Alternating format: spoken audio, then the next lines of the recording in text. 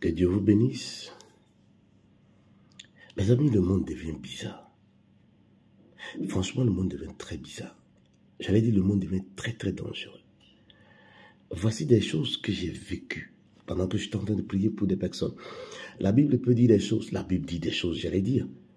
Mais c'est quand vous l'expérimentez parfois que vous comprenez mieux ce que la Bible a dit. C'est dangereux ce que j'ai vu. J'ai vu des personnes, pas une seule, des personnes. Comment ils ont eu des problèmes?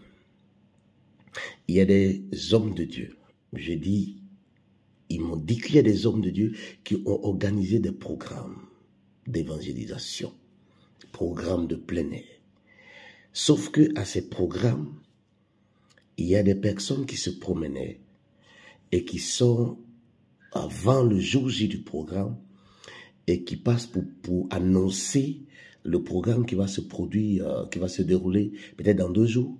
2 jours avant, l'endroit, on envahit le coin et puis on passe et puis on commence à faire l'évangélisation pour inviter les gens à venir au programme. Mais ils ont un bout de papier, enfin, ils ont une feuille.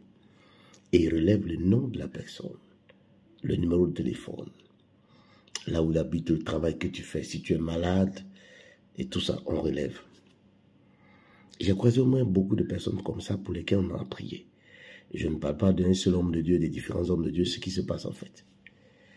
Et la plupart des personnes pour qui on a prié et qui ont eu des problèmes spirituels très graves, ces gens-là ne sont même pas partis au programme. Le fait simple qu'ils ont donné leur nom, il y a des démons qui ont été envoyés dans leur vie, leur nom, leur contact, leur travail, tout ce qu'ils font.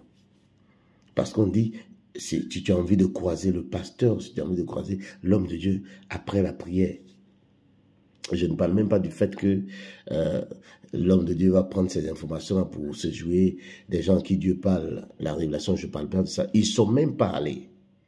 Mais le simple fait qu'ils ont écrit leur nom a envoyé des esprits terribles. C'est-à-dire, c'est que les gens se servent des informations qu'ils donnent pour trouver des moutons de sacrifice quelque part pour pouvoir les dédier à des dieux qu'ils adorent.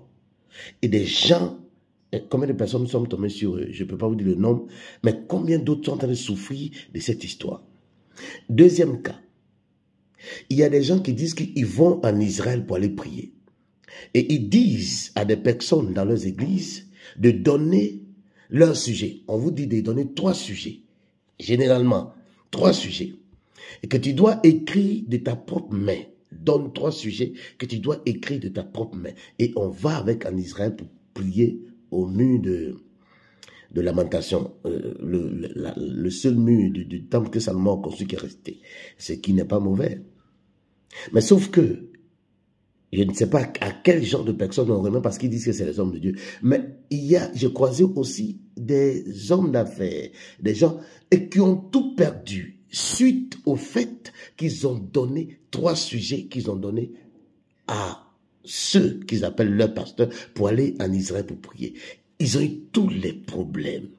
Et quand on est en train de prier, Dieu nous a révélé, tu as donné telle chose à telle personne. C'est des choses que nous avons vécues. Alors, je me pose la question, le monde d'aujourd'hui, le monde va où?